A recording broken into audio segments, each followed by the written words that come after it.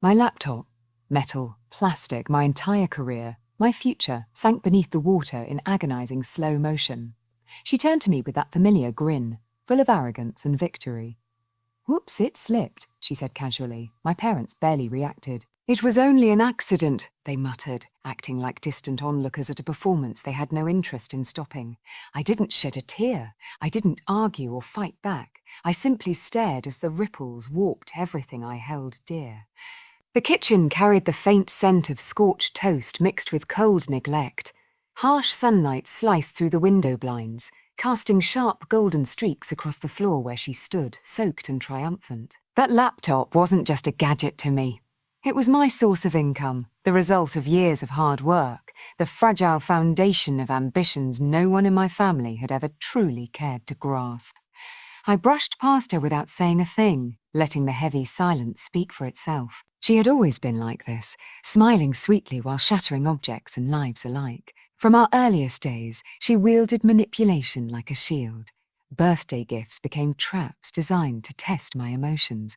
School assignments mysteriously vanished or got ruined on purpose. My confidence was chipped away, then discarded like spare change. Every time I begged for fairness, she responded with giggles or clever excuses. She had mastered turning disorder into her own special weapon, and for far too long, I understood it all too well. I still recall those late nights when we chatted for hours, sharing secrets under the cover of darkness. I truly believed we were a team, partners in fun, sisters connected by blood and little scheme. I missed the early warning signs, the small deceptions hidden as harmless pranks, money borrowed but never returned, gossip she started behind my back, praise she stole for herself. When I said no, it didn't just hurt her pride. It unleashed a fury I hadn't fully expected. Looking back, I could see the patterns clearly, how she carefully planned her moves, celebrating tiny wins in the gaps of our parents' willful blindness. She relied on the mess she created and fed off the reluctance of those around her to hold her accountable. That moment by the pool wasn't random at all. It was a calculated performance, and I refused to play the passive role any longer. That night, sleep never came. Instead, I sat up making detailed lists, bank details, login credentials, important contacts. I studied her daily routine closely. She always grabbed coffee at 6:00 sharp, ignored her inbox, and left her keys scattered on the kitchen counter.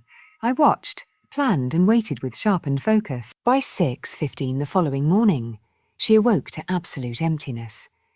Every gadget locked tight, every online profile unreachable. Her phone's powerless, her cards missing.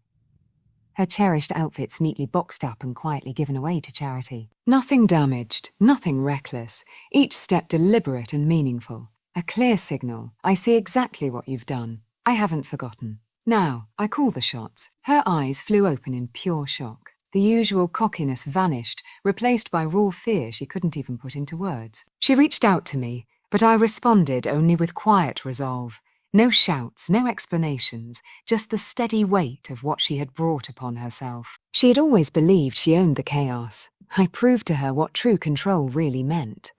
This wasn't about being mean. It was about delivering unmistakable truth. Justice delivered not in rage, but through calm, razor-sharp reason. Each unanswered message, each blocked login, each missing comfort hammered the message deeper. She pieced it together bit by bit, the way ripples expand across still water. When she finally whispered, "Why?" I stayed calm. I let the memory of that pool speak for me. The laughter, the dismissal, the deep cut of betrayal. I didn't rub it in. I simply observed as everything unraveled for her, and in that stillness, I took back what belonged to me. My projects, my personal space, my peace of mind. My parents caught on eventually. Their usual defenses crumbled under the undeniable facts. Not from my accusations, but from the reality staring them in the face. For once, their gazes reflected my steady determination.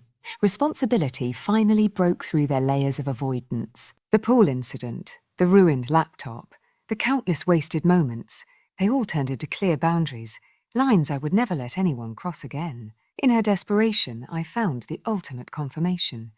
Respect isn't handed out freely, it's built over time. Real strength is quiet and exact. I didn't need dramatic payback.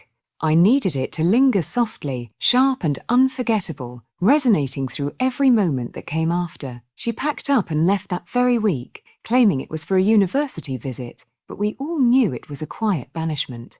I didn't throw a party. I reflected. I prepared. I began to mend.